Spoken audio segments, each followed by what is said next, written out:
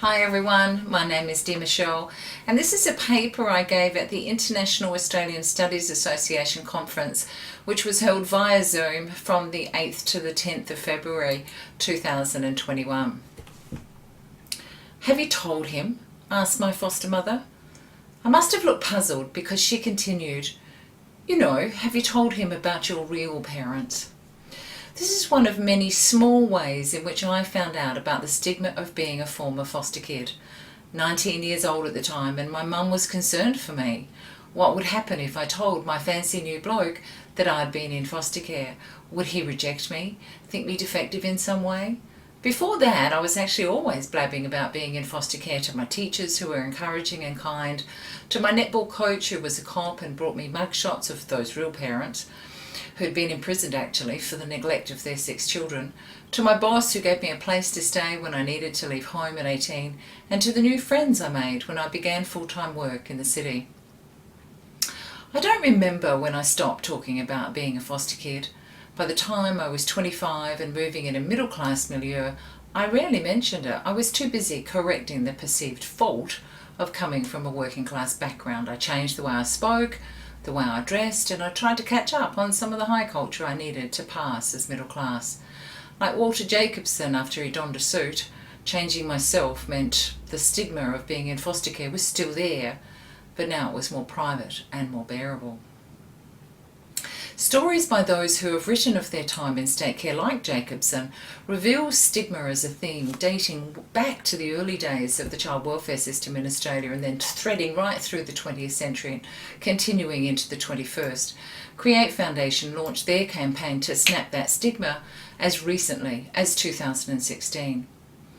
Things changed after I left that fancy bloke. I was in my early 30s, had a good job, a supportive workplace, but I was miserable. "What you need is another bloke," said the local male GP. "You could go and see a counsellor," suggested a feminist friend, much as Joanna Penglaze, who grew up in a small privately run children's home, writes about her experience with therapy. It was via conversations with the counsellor that I began to grieve my losses, which included a sister and 3 brothers I had not seen for 30 years. Longing to know anything about what happened when I was 3, I collected my files from the local welfare authorities. "You've turned out much better than our kids usually do," said the social worker. I went back to university studies in 1994, by which time the Department of Women's Studies at the University of Adelaide had been there for 2 years, and I felt at home in women's studies, mostly because of feminist principles such as the personal is political, a principle that has changed academic classrooms by opening a space for personal stories.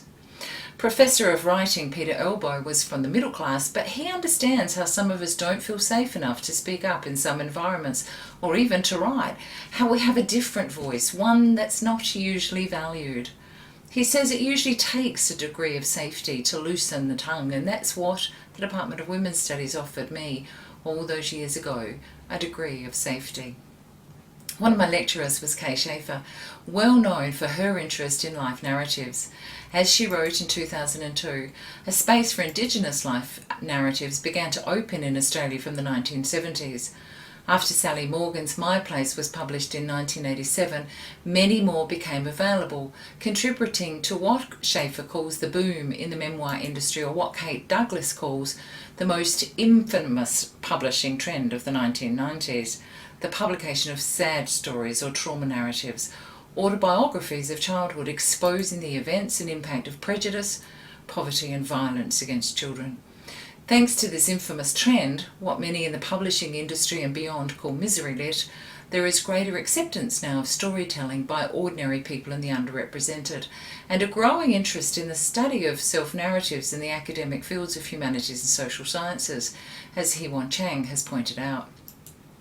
For Kay Schaefer and Sidoni Smith, the advent of this personal storytelling via tribunals, government inquiries, as well as memoirs, has shifted attention to systemic causes of violation, emboldened formerly marginalised groups of people to speak and to address members of their own community in acts of solidarity, and motivated the human rights movement.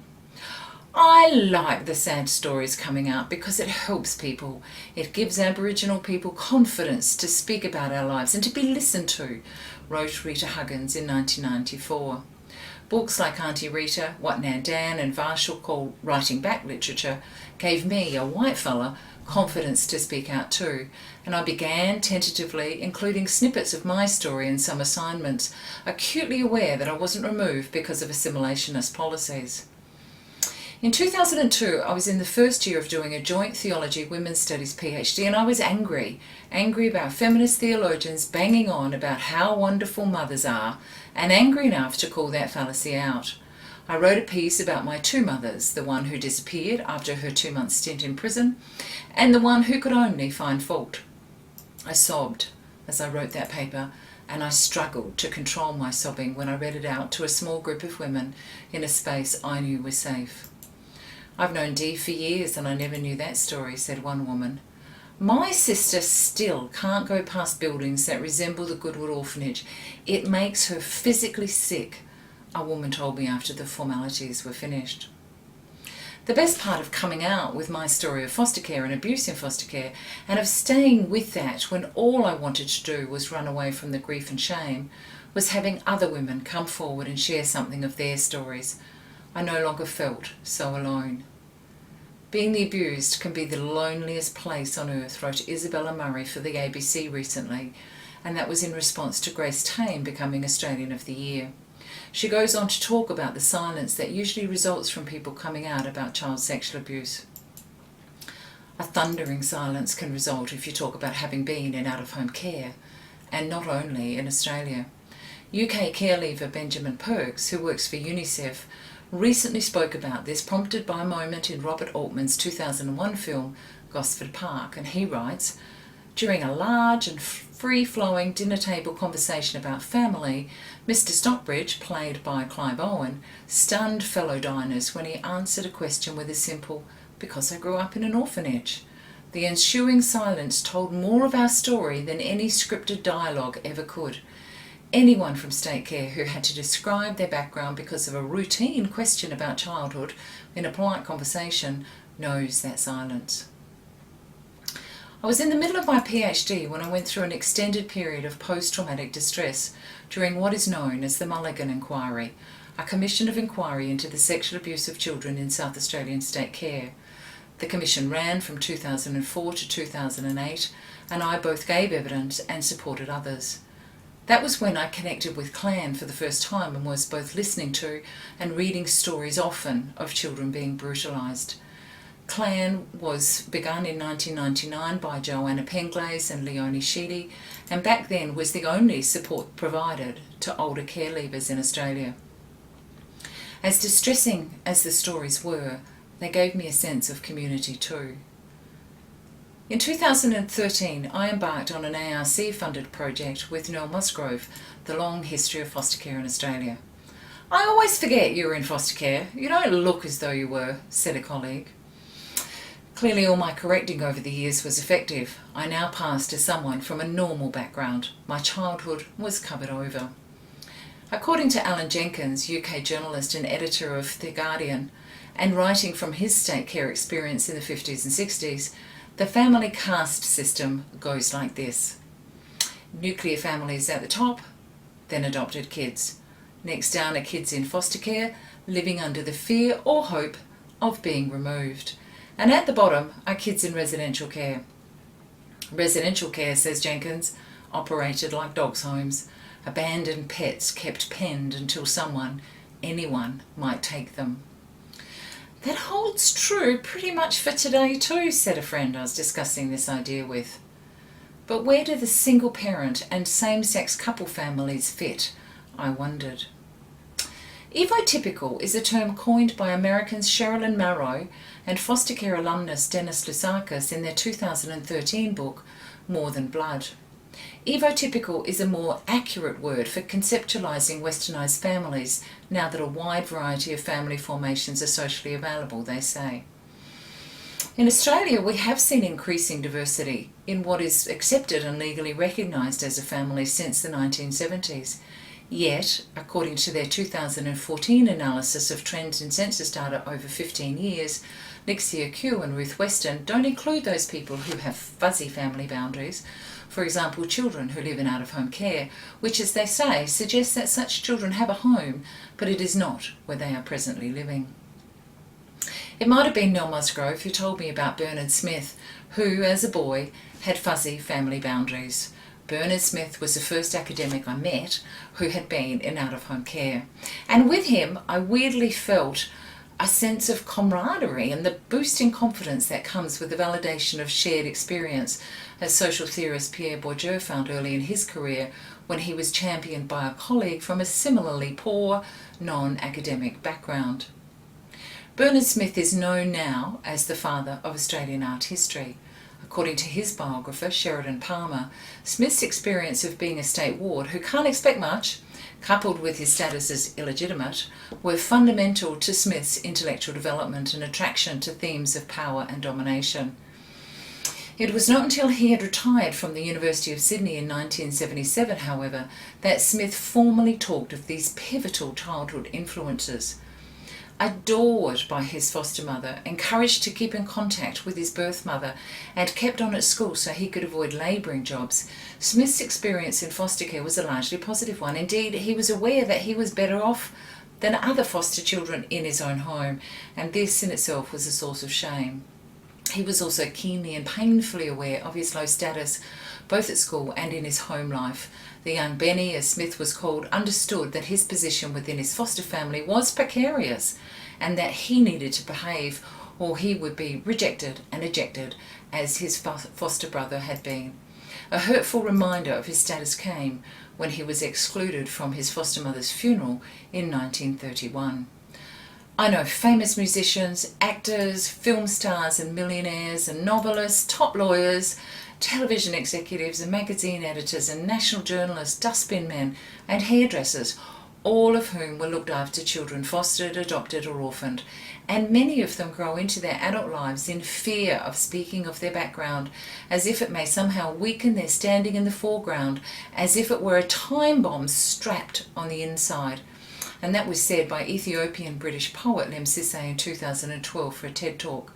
Lem grew up in foster care and children's homes in England in the 1970s and 80s. By the time Bernard Smith wrote about being in foster care, he was in his 60s, and his standing in the foreground could not be damaged. Similarly for Albert Facey, who was in his 80s when he's now celebrated It's a Fortunate Life. His story of abandonment by his mother, being in kinship care with his grandmother, and need to work from the age of 8 for his keep as a foster kid, was published in 1981, and Facey catapulted to national fame, briefly, as he sadly died only 9 months later. Walter Jacobson was in his 70s when in 1994 he published his memoir of foster care and the warehouse for children in Parkville, Melbourne. Over in the United States, Richard Rhodes was already the Pulitzer Prize-winning author of The Making of the Atomic Bomb, when in 1990 he published A Hole in the World.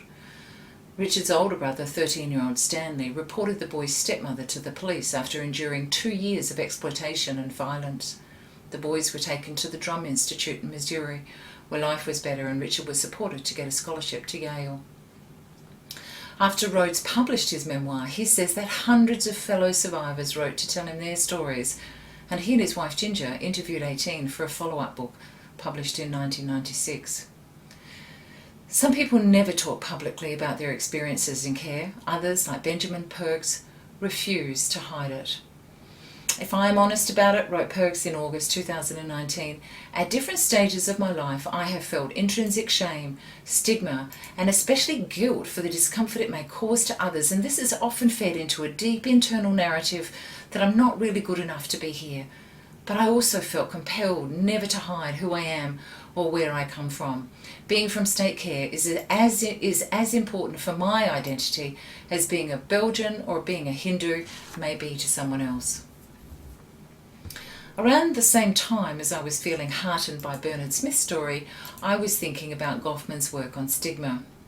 As with Bernard Smith, I felt a sense of affinity with Goffman. I knew that he got stigma. In a 2013 article, sociologist Dimitri Shalin explores what he calls the cryptobiographical nature of Goffman's work, meaning the way Goffman's sociological imagination drew on his personal experience. Goffman, whose family migrated to Canada from the Ukraine at the beginning of the 20th century, grew up at a time of rampant anti-Semitism, and this was, as Shalin says, a stigmatizing experience for the man who would bring stigma to the center stage of sociological analysis. Goffman knew viscerally what it felt like to not be normal, to be an outcast, and, says Shalin, covering up his past was his general practice, and evading his Jewish roots was something of an obsession. Goffman includes orphans in his list of those with a social blemish, although he doesn't spend much time talking about them. The meaning of orphan is flexible. In the Victorian era, for example, it included a child who was vulnerable, disadvantaged, miserable, as well as a child who has only one parent, usually a mother. Children who were placed in institutions like Barnardo's by parents, because the parents needed help, were regarded as orphans too, what Joanna Penglaze was later to call orphans of the living. As Goffman says in his now classic text, the Greeks originated the term stigma to refer to bodily signs designed to expose something unusual and bad about the moral status of the signifier. These days we use it to refer to something socially regarded as disgraceful about a person, and we believe the person with a stigma is not quite human. This seems to permit us to be discriminatory, and discrimination, says Goffman, often reduces the life chances of the stigmatized person. When we're stigmatized, we have to manage our inner and subjective experience of being different against the social expectation that we conform, what Goffman calls the discrepancy which may exist between an individual's virtual and actual identity. To display or not to display, to tell or not to tell, to let on or not to let on, to lie or not to lie. And in each case, to whom, how, when and where. These are the dilemmas for the stigmatized, writes Goffman in his other famous book, The Presentation of the Self. As Ellen Herman says, the stigmatized self is therefore constantly surveilled by the self as well as by others. We can pass, cover, correct our social blemishes, argues Goffman. In effect, we can hide. People who have grown up in care are often afraid to speak up, wrote Joanna Penglaze in 2005. In the very roots of our being, we feel we have no right to speak, or we have felt too ashamed. That's the reason given by Sydney lawyer Peter Kelso as to why he kept his time in foster care secret for most of his adult life. Alternatively, we can flaunt our stigmatized status. Flaunting is Goffman's idea, but he has little to say about it, and only two examples. One is of Jews incorporating Jewish idiom and accent into their speech, and for gay men to swish in public, and I'm quoting Goffman there. Flaunting, says Kenji Yoshino, represents a politics of difference instead of assimilation. And Melissa Lavin and Medora Barnes argue that the 21st century has seen a trend of stigmatized actors engaging in destigmatization discourses as social and political strategies to manage or neutralize their deviant identities, or more specifically, to incorporate their identities into mainstreams. They say, and I quote, by conforming to norms of silence, stigmatization is affirmed and perpetrated. Increasingly, people are choosing visibility over silence, exhibition instead of concealment. In other words, we can flaunt, display, exhibit, expose, show, broadcast that which others might prefer we shut up about, such as that foster care is a program where they take children from homes where they've been abused, molested or neglected. They take them out of that environment and place them in the exact same environment, says US comedian and former foster kid Monroe Martin III in August last year. By flaunting, we expose the once hidden, the ongoing violence against children, the lack of care and concern for the poorest families, the sexism, racism and classism underpinning the removal of many children from their families. By flaunting, we are also flouting the rules that we should hide our social blemish. We're flaunting our refusal to be ashamed anymore. Flaunting, defying, it's not necessarily easy. American journalist Nina Bernstein suggests that's perhaps why Ella Fitzgerald didn't talk in public about her experiences as a ward of the state, and that was in New York during the 1930s. Much more recently, I'm aware of a current Australian writer who is keeping stum about his time in Queensland residential care facilities because, as he said to me, he finds it too difficult to speak about it. Thanks to those early books written by Albert Facey, Sally Morgan, Bernard Smith, Rita Huggins, Walter Jacobson, and others like writer Bill Smith, who in 1982 published his memoir called Better Off in a Home. Thanks to activists like Joanna Penglaze and Leonie Sheedy and many others involved in agitating for state and federal government inquiries since the 1990s. And thanks to the newish support services across the country which encourage storytelling, more Australians have come forward to speak of their time in out-of-home care. In October 2019, Victorian politician Jackson Taylor joined others such as former Premier of Tasmania David Bartlett and 3 Western Australian politicians Steve Irons, Jan McFarlane and Andrew Murray in talking about their experiences of foster care children's homes and being a child migrant in the case of Andrew Murray. Journalist Lania Vasek's coming out story was published in The Australian in 2010 with a follow-up one in 2016 when she gave birth to triplets. In that same year, Rosie Waterland's memoir of being in and out of foster care with a final stint in kinship care that was published and recognised as forming a part of a new wave of women's memoir.